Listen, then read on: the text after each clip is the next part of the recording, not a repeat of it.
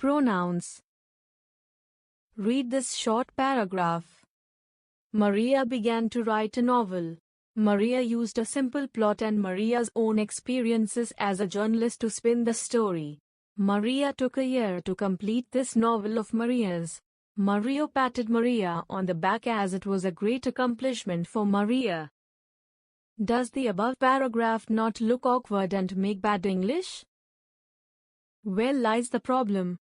It is the irritating repetition of the noun Maria. Let us now write the paragraph differently. Maria began to write a novel.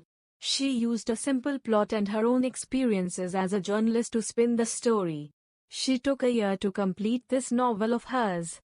She patted herself on the back as it was a great accomplishment for her.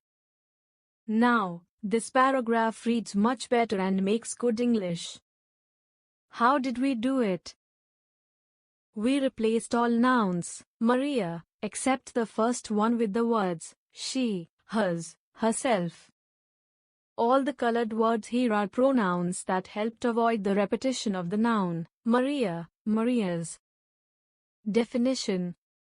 A pronoun is a word that is used in place of a noun to avoid repetition. Pronouns have a. Number, singular and plural. If the number of noun is singular, persons of the male gender are referred to by he, him, his, himself. Persons of the female gender take she, her, hers, herself. Non-living things are referred to by it and itself. B. Gender, masculine, feminine and neuter. If the number of noun is plural, persons of either gender as also the non-living things are referred to by they, them, theirs, themselves. C. Case, subjective, objective and possessive. I. An animal is generally referred to by the neuter it, even if the noun denotes one gender only. I watched the cow as it grazed peacefully. 2. However, if there is something in the situation that draws attention to the gender of the animal, then he or she may be used. For animals, which occur in a story as characters or the animals which are thought of as members of the family, he, she, etc., may be used. Where is the cat? I can't see her anywhere in the house. D. The words his, her and other forms derived from these are called possessive determiners. They must agree in gender with the words which they refer back to.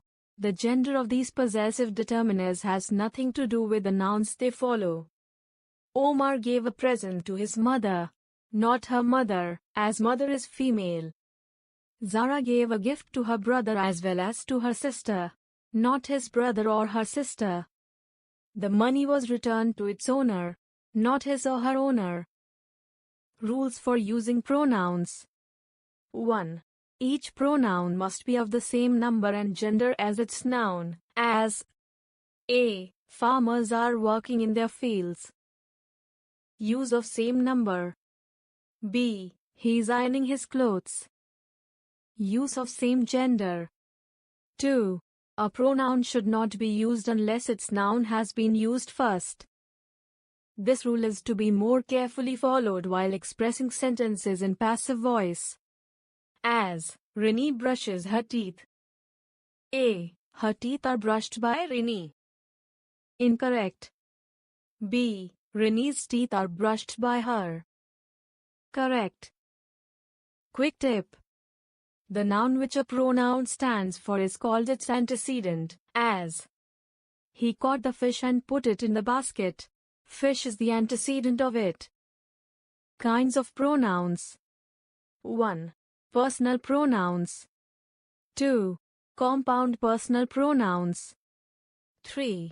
Possessive pronouns. 4. Demonstrative pronouns. 5. Indefinite pronouns. 6. Interrogative pronouns.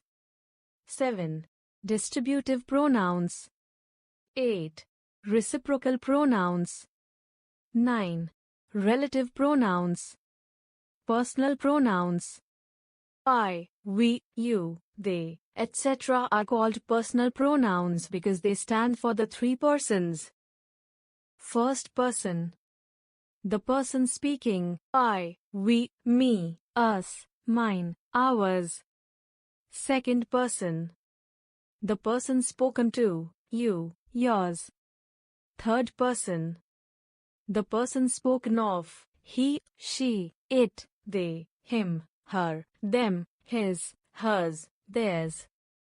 Compound personal pronouns. When self is added to my, your, singular, him, her, it and selves to our, your, plural, them, we get compound personal pronouns. These self forms of pronouns can be used as reflexive pronouns or emphatic pronouns. Reflexive pronouns. Reflexive pronouns are used to show that the person, or thing, does something to himself/herself, or itself. The action done by the subject reflects on the subject.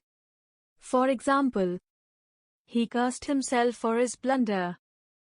Lost control over myself in the heat of the moment.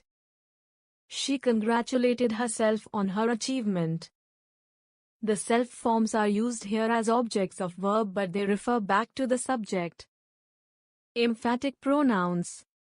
When compound personal pronouns are used to put emphasis on a particular noun, they are called emphatic pronouns, as, for example, I posted the letter myself.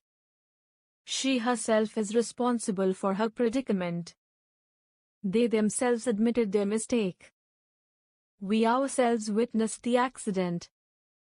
The various forms of reflexive/emphatic pronouns are I myself, he himself, we ourselves, she herself, you, singular, yourself, it itself, you, plural yourselves, they themselves.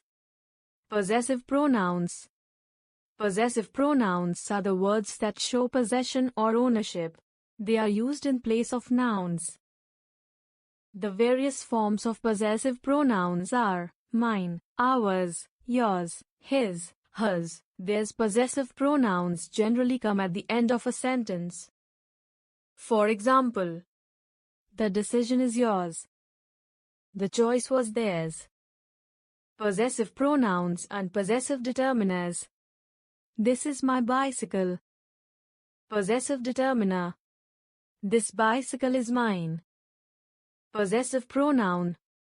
In the first sentence, my is used as a possessive determiner.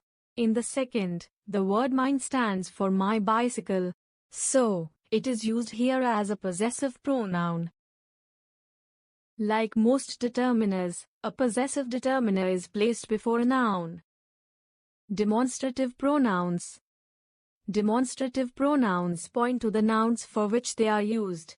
This, that, these, those and such are used as demonstrative pronouns. This, these indicate nearness to the speaker. For example, this is the atlas I bought yesterday. These are the shirts which are less expensive. That, those indicate distance/remoteness from the speaker. For that is the red fort. My views are different from those of your brother. C, such means of this kind or of that kind. He claims to be a friend but is not such. Indefinite pronouns. An indefinite pronoun refers to a person or thing in a general way, but does not refer to any person or thing in particular. For example, one must do one's best. Somebody has stolen my umbrella. All were fed and rested. Many missed the bus. Some are born great. None of the authors is well known. Interrogative pronouns. Interrogative pronouns are used to ask questions about the nouns for which they stand. For example, who has taken my notebook? Whom do you want to see? Whose is this laptop?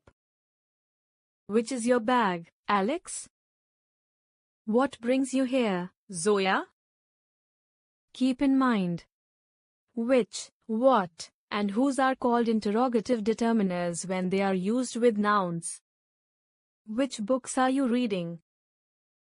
What books have you read? Whose book is this?